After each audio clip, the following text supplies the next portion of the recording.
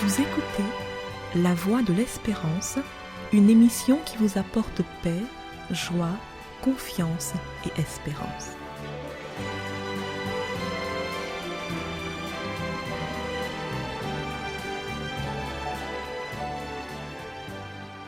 Bonjour la Guyane et bonjour à tous depuis la Guyane. Le rêve deviendra réalité. Croyant ou pas, la plupart des hommes rêvent d'un monde meilleur. Les moyens pour y parvenir divergent, certes, mais le rêve est souvent le même. Vivre un jour dans un monde sans guerre, sans violence, sans souffrance. Les nombreuses productions artistiques autour de ce thème en témoignent. Nous prendrons juste comme exemple ce très beau chant interprété par le groupe Malavoie, Moins rêvé, chant qui raconte le rêve d'un petit garçon qui voit un bel oiseau voler dans le ciel pour annoncer la paix dans le monde entier, la fin des pleurs et des souffrances. La phrase clé de ce chant est probablement « Imaginez, soleil levé à sous la terre qui pas capoter la dieu. Imaginez que le soleil se lève un jour sur une planète qui ne connaît plus la guerre. » Mais en écoutant l'actualité cette semaine, force est de constater que nous sommes encore loin de l'accomplissement de ce rêve. En effet, ce mardi 25 avril, un petit village français, dans les Vosges très exactement, a été sous le choc parce qu'une fillette de 5 ans, disparue depuis le début de l'après-midi, a été retrouvée morte dans un sac poubelle dans un appartement situé à une centaine de mètres de son domicile. Et un adolescent de 16 ans, soupçonné de ce meurtre, a été mis en examen.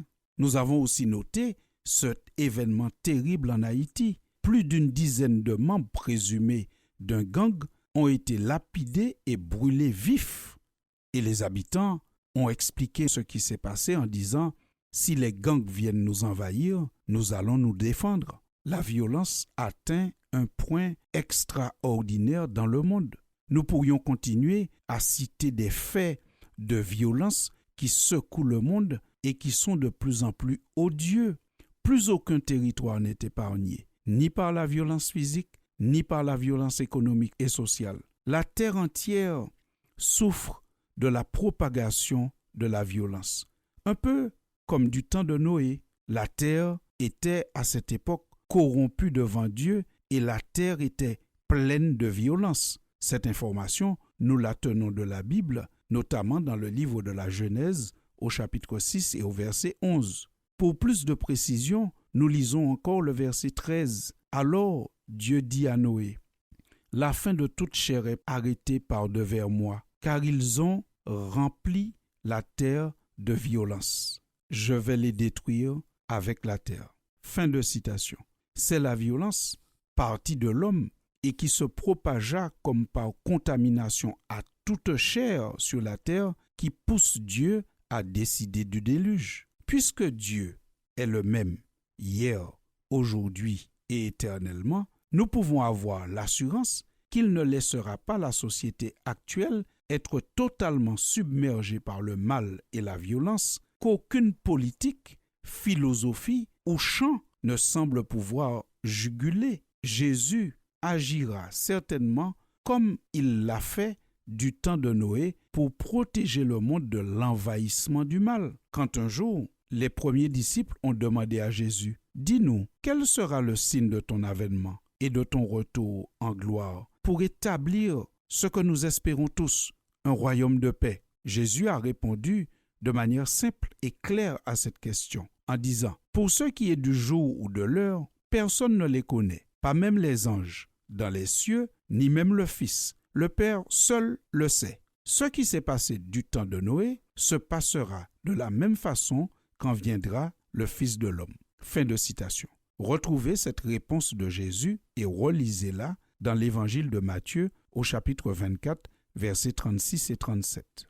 Jésus va très clairement dire que la date, l'heure de son retour, de l'établissement du royaume, n'est pas un sujet de discussion entre l'homme et Dieu. Cependant, Dieu, dans son grand amour, indique à l'homme des signes pour qu'il soit en alerte, sachant que le royaume est proche. Et parmi ces signes, Jésus dit clairement, Analysez et regardez ce qui s'est passé du temps de Noé. La même chose se produira à la veille du retour en gloire du Fils de Dieu. La leçon que nous tirons du déluge, de la période de Noé, c'est que Dieu a le mal en horreur. Il ne permettra pas que la violence prenne le contrôle de toute la terre et de tous les humains, ni de toutes les institutions. Dieu transformera un jour le rêve du petit garçon chanté par le groupe Malavoie en réalité. Oui, un jour, le soleil se lèvera sur un monde qui ne connaîtra plus la guerre. Ce sera un autre monde, un monde pour Noé et pour ceux qui lui ressemblent.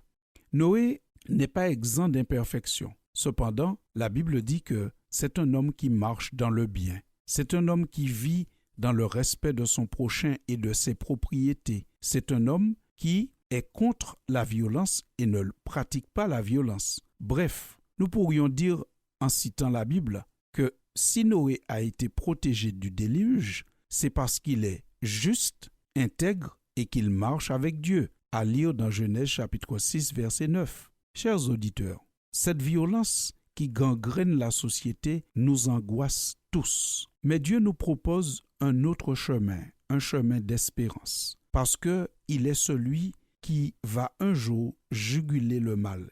Dieu réussira là où la politique, la philosophie et même les chants les mieux interprétés et écrits ont échoué. Un jour, le rêve deviendra réalité. C'est pourquoi l'apôtre Paul, qui est un disciple du Christ, appelle les humains que nous sommes à ressembler à Noé. Il nous dit en effet, dans l'Épître aux Romains, au chapitre 12 et au verset 9, que la charité soit sans hypocrisie. Ayez le mal en horreur. Attachez-vous fortement au bien. C'est là l'invitation de l'apôtre Paul pour l'humanité, à laquelle nous appartenons tous et que nous voulons relayer ici dans la voie de l'espérance. Parce que la Bible montre qu'à la fin des temps, le monde se divisera en deux groupes. Ceux qui ont le mal en horreur et ceux que la Bible appelle les insensés. Les insensés, dit la Bible, ne veulent pas s'éloigner du mal. Au contraire, ils ont en horreur l'idée même de s'éloigner du mal. Texte que vous pouvez lire dans le livre des Proverbes au chapitre 13 et au verset 19.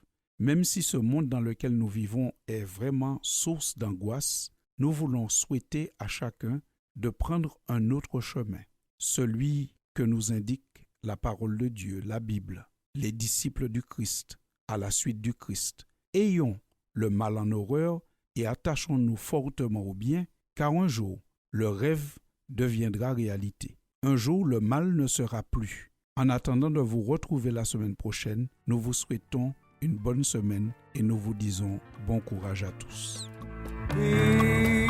Imaginez soleil levé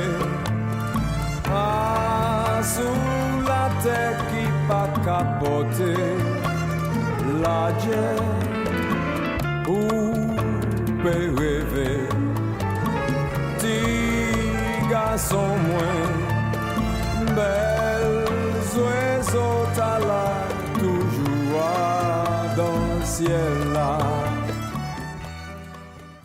C'était La Voix de l'Espérance, une émission préparée par l'Église adventiste du 7e jour. Si vous désirez avoir une copie de la causerie d'aujourd'hui, demandez-la. Elle vous sera donnée gracieusement. Écrivez à La Voix de l'Espérance, boîte postale 169 97 324, Cayenne, CEDEX, ou téléphonez au 0594 25 64 26. Merci chers auditeurs et à bientôt.